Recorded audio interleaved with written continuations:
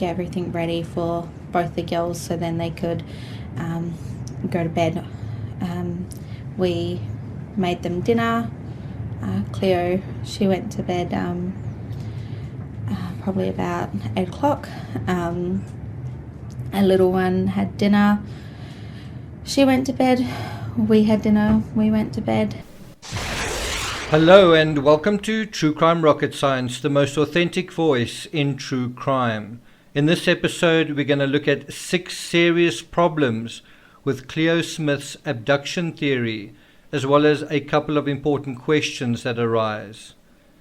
According to an article in the Daily Mail published about 5 days ago, quote, criminal psychologist Tim Watson Munro, who has spent the past 4 decades analyzing the minds of the worst criminal minds of our times, said the kidnapper is most likely to be a calculated man and a textbook psychopath driven by a sickening desire for power and control.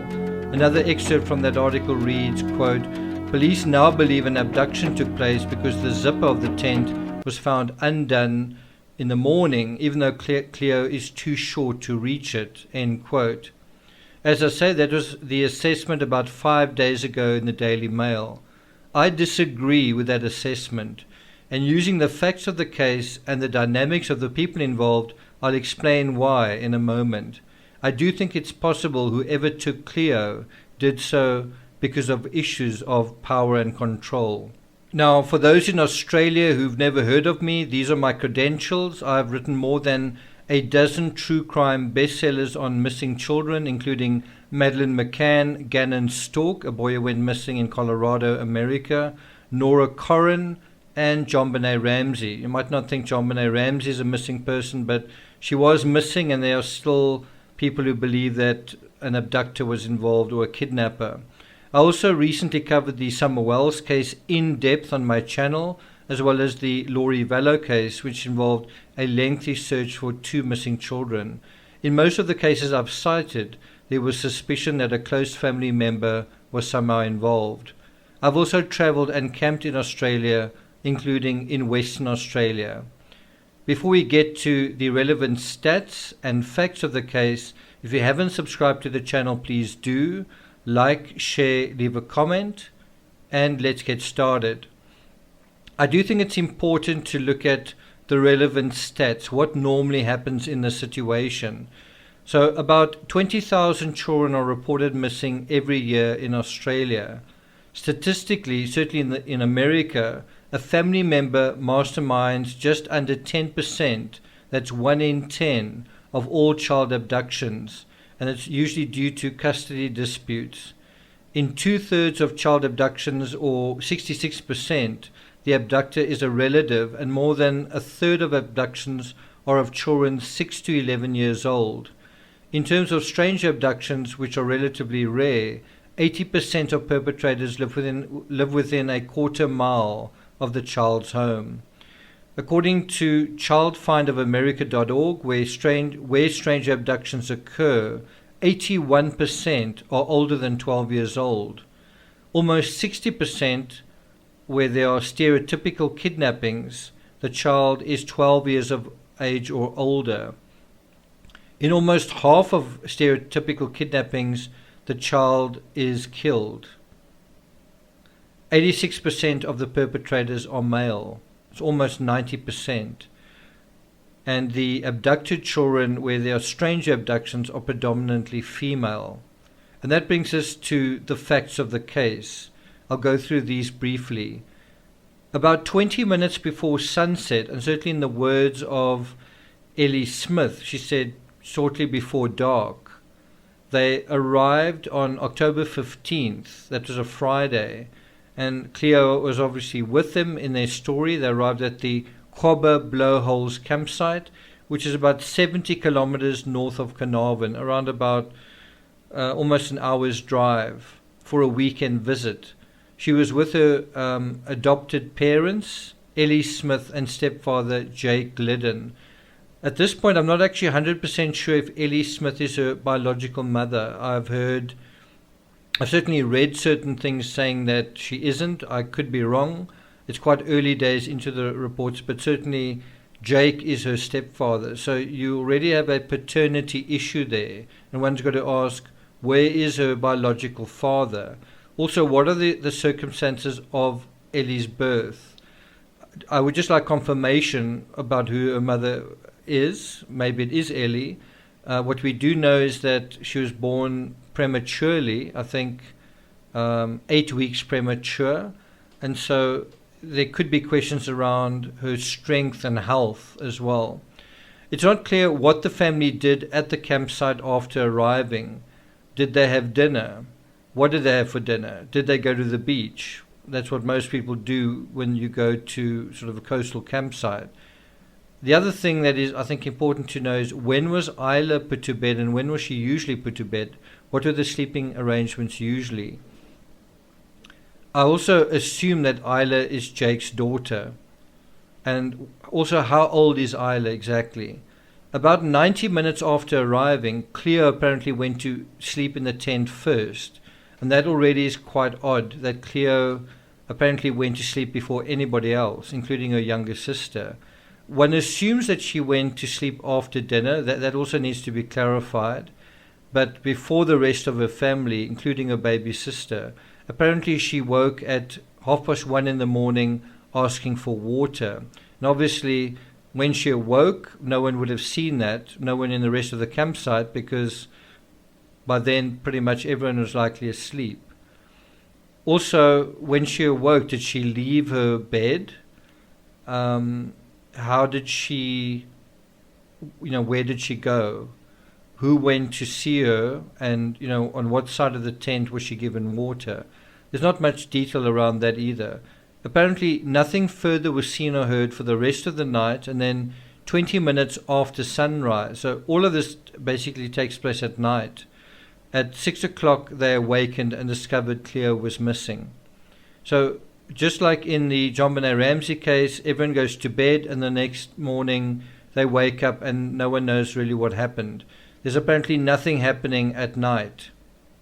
No knowledge either, nothing heard, nothing seen.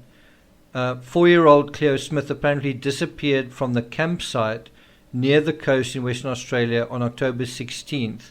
And that's now approximately 12 days ago. Cleo was wearing pink butterfly pajamas and disappeared with a sleeping bag that she was using that night, right? That's quite an important fact. She apparently disappeared with a sleeping bag as well. So the sleeping bag wasn't found in the tent and she was missing.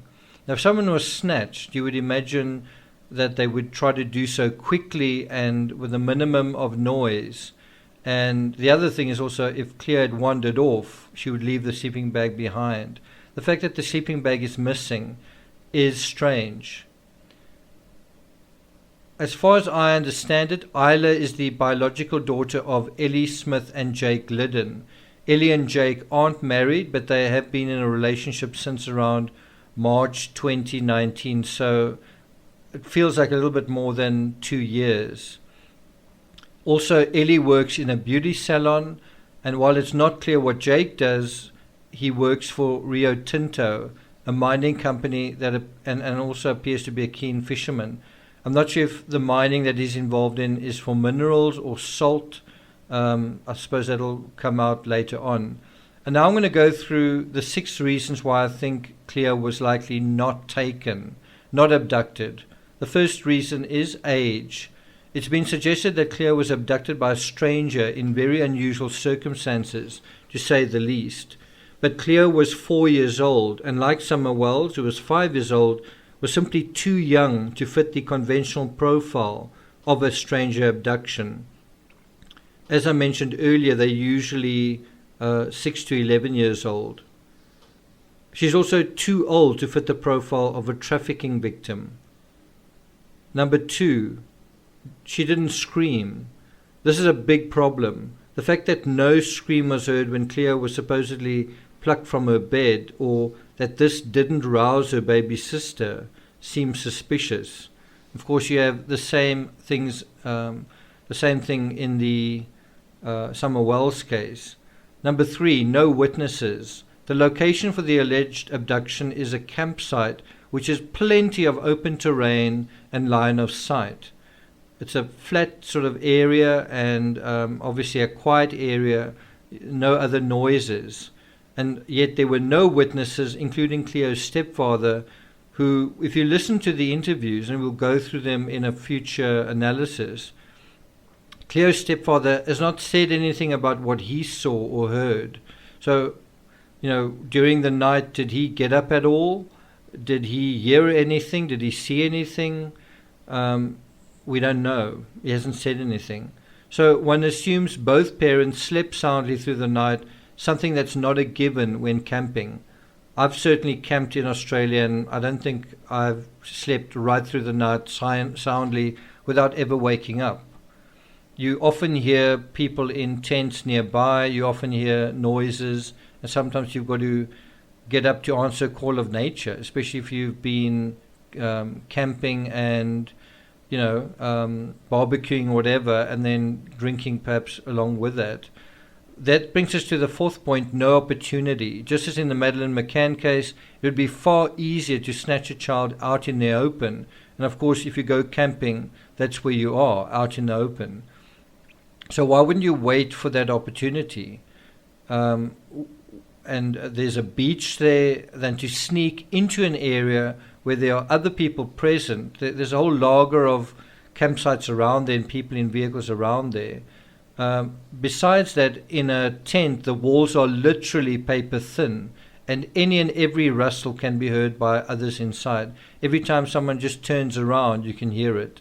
Sleeping bags are made out of a material that makes kind of a whispery noise whenever it moves, and so is a tent. The other aspect to consider is that unzipping a tent is something that's very hard to do without making a sound. This was a big tent, and so there'd be a long zip.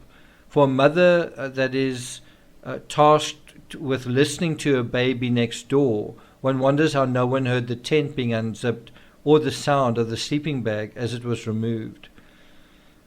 Then the fifth point, searching in the backyard. The fact that law enforcement focused much of their resources on searching the backyard, and I'm not sure whether they dug it all in the backyard or tested the turf, but it suggests certainly the possibility that Cleo may no longer be alive, and that might be what law enforcement are investigating, checking. One thing I do think has been missing so far from the search are search dogs, and I do think that the fact that the search has now moved from the campsite to Carnarvon suggests that the authorities wonder whether something didn't happen to Cleo, not at the campsite, but in Carnarvon, right?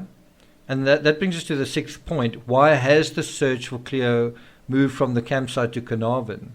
The fact that authorities spent 7 to 8 hours inside the house, they also spent a long time outside the house, suggests they either don't want to rely on the campsite narrative, or they have certain reason to believe that events played out somewhere else.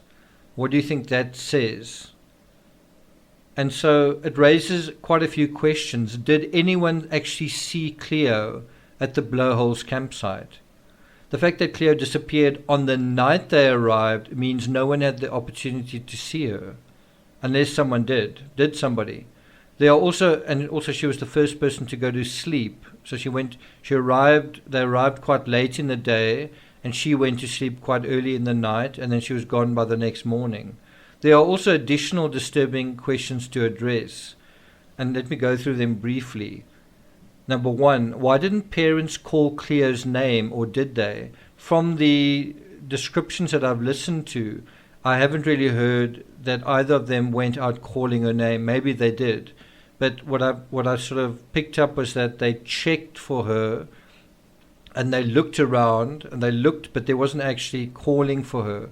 And that is the first thing that you would expect them to do. Of course, if they called her name, it would alert other campers, and then wouldn't they call their names as well? So the other thing is, did they go and speak to other campers? Did the parents go and speak to other campers? Did they go to their next door neighbor campers? How did the other campers find out what was going on? Number two, about 3 hours after they discovered Cleo missing, who actually called the authorities, and when exactly is mid-morning? And it would be good to hear that emergency call. I wonder if the authorities would release it. Number 3, what are the ages of Ellie and Jake? Through all the material I've looked through, I haven't been able to find that. One thing that we do see is that they look like quite a young couple with quite young children. And one wonders what the financial circumstances are at home. Number 4, why haven't we heard from Daniel Staines, Cleo's biological father, and does he have an alibi? Number 5, is there lack of conviction here? Ellie and Jake seemed immediately sure that Cleo was gone or taken, and that is something that is also quite odd. Why were they so sure so quickly when there could be so many other explanations? But if you accept that conviction, why doesn't Jake say anything throughout the 2 interviews? So if they're so sure she was taken, why does he not seem very sure of himself? Is he just a shy person? There's also nothing on his Facebook about the disappearance of his stepdaughter. In my opinion, both of them lack affect. It's not a big red flag, but it certainly, there does seem to be a lack of affect in place here. In both of their appeals, there's very little appealing from both of them. Instead, there seems to be a wafer-thin version of events. It's basically, we arrived, we went to bed, she was missing the next morning. And the reporter's got to keep asking to get information. There's very little volunteering in what is supposed to be a plea to the public for help. Number 6, was Cleo adopted by both parents? I mentioned this earlier. And is she officially adopted by Jake? So the paternity is certainly possibly an issue here. And then finally, was Cleo even at the campsite to begin with? The fact that her sleeping bag was missing may indicate that she was never there to begin with. So in other words, if they arrived and she wasn't there, well, there would be no need to pack a sleeping bag, right? On the other hand, I think her bicycle was taken along. I don't know if that's verified. I don't know if anyone took photos, but if it was taken along, that would add some support to her being there. But if her sleeping bag is found in the family home in Carnarvon, and we know quite a lot was removed from the home, this could lead to serious additional questions. Thank you for listening, and I'll see you guys next time.